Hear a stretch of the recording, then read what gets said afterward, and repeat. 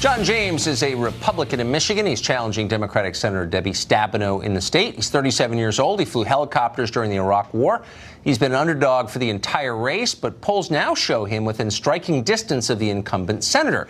You'd think all of that might make a compelling news story, but the press have largely ignored James while turning Beto O'Rourke into a national celebrity. He's our Bobby Kennedy. Why is that? That's the question. We don't often have candidates on, but we're doing so tonight. John James joins us. Mr. James, thanks a lot for coming on. Hey, thanks a lot for having me. The reason that we wanted to talk to you is this is one of the few questions that we think we can answer. I want to play for our viewers a recording that you made. This is a reporter who called you, you didn't answer, hung up, or thought she hung up, but didn't. And here's what she said, and you captured on tape. My number is 989. Extension 109. Thank you. Man, if he beats her, Jesus. Whew, that would suck. I don't think it's going to happen, though. It's possessed.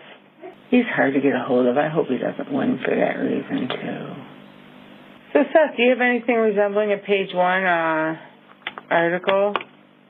Can you hear me? Do you have anything, top story? Did ya? So that's Brenda Battle. She's a reporter from a local newspaper, and guess she doesn't like you. Is that your read on that? I would say so. I would say so. I think this is just kind of the indication that you're getting, the uphill battle that many of us are facing, because a lot of the bias that we're seeing out there is just not fair for those who share different opinions than some in the progressive liberal media. Yeah, I mean, it's kind of on display there. What do you think your shot is tomorrow? Well, we've closed the gap by the grace of God in our grassroots army. The excitement here is amazing. We're actually in the next room. We have a rally going on with a couple hundred people back there who are fired up about getting out the vote here in Michigan. But I'll tell you, we have the energy because people are sick and tired of being condescended to and the ineffectiveness and hyper-partisanship of Debbie Stabenow. People want a combat veteran who understands what it takes to take care of our veterans and keep this country safe. People want a business leader who understands how to create jobs in the real world. Somebody who understands how to grow our economy in the state of Michigan. And the liberal bias that you're seeing against this race that you just heard for yourself right here in the state of Michigan are intent on maintaining the status quo. Because I don't fit in anybody's little black box or little white box. I don't fit in their little red box or little blue box. I'm red, white, and blue, baby. And I'll tell you what, when I get to Washington, I'm going to make sure we move this state forward and we move this country forward, and we're not going to let anybody stop us. It's about keeping America safe, and it's about putting Michigan number one. So I was wondering why haven't we been here? We've been hearing so much about Beto O'Rourke or whatever his fake name is, and nothing about you, and now we know why. So if you come to Washington, and we hope you do, hope you'll make a stop on this show so we can hear more. Mr. James, thank you very much. Thanks a lot. Go to johnjamesforsenate.com. God bless. God bless. Well, what are Republicans going to do if the blue wave fails to materialize and they win? What will Democrats do if they do as well as they hope and get both houses of Congress? What's going to happen if they don't? What's going to happen, period? Dana Perino is the person we go to for questions like this. She, of course, hosts the Daily Briefing with Dana Perino, is the most beloved person in the building, as you well know. So, Dana, first, what would happen in the pollsters are saying unlikely, but still possible? There's always a chance. There is, always. Nothing should surprise us. But the scenario where Democrats don't retake the House, what happens there? Well, I think that they're going to have a lot of soul searching to do, right? They'll say, why? How could it be? We ran on health care. Everybody said health care was the reason. You're going to have a mad scramble of probably, and I'm not kidding, Tucker, 35, maybe 40 Democrats who think that they can run for president. They're all going to be pointing their fingers at each other. We're looking at about $5 billion spent in this midterm race. The Democrats start in a deficit in the Senate. John James is an interesting candidate. I would watch that race in Michigan tomorrow night. He's only 2 points behind. He has really closed hard in that race. One thing that happens, though, is that in those Rust Belt states, lots of the Republican governors are up. Like Scott Walker, he's in a very tight re-election effort there. So a lot of stuff happening in the Rust Belt. The Democrats, however, they are favored to win back the House by some, but there is still a chance. Let's just say this.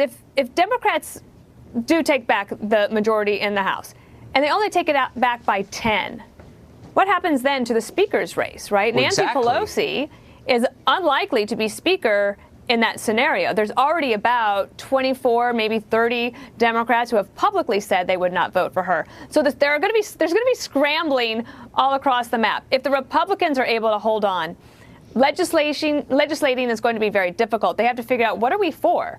Are we, they've talked about tax cuts 2.0. Like, is that going to cut it? Can they really go into 2020 not addressing health care? And can they figure out a way to work with the Democrats, as they'll have to do, to work with President Trump to do something on immigration? That will be the big test of 2020. Interesting. Who do you think, if Pelosi's not the speaker? Because I agree with you, there's some latent hostility. She's scared. People are afraid of her, but they also resent her.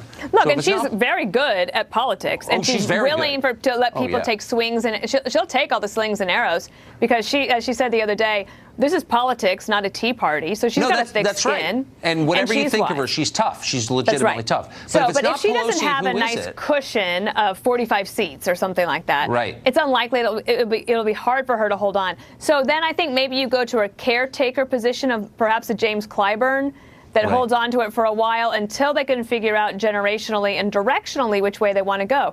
There will be some very interesting new Democrats that do win, right? You'll have some veterans from the Iraq and Afghanistan wars. That will be interesting. You'll have some younger people. That'd be very interesting.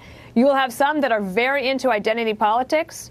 And you will have some from Midwestern states that say, no, look, we've got to do a better job of talking to blue-collar voters on the economy and on immigration and all of those things. Yeah. So the struggle is going to be really tough for the Democrats. What President Trump has been able to do is unite the Republicans behind him in a way that, 18 months ago you might not have foreseen.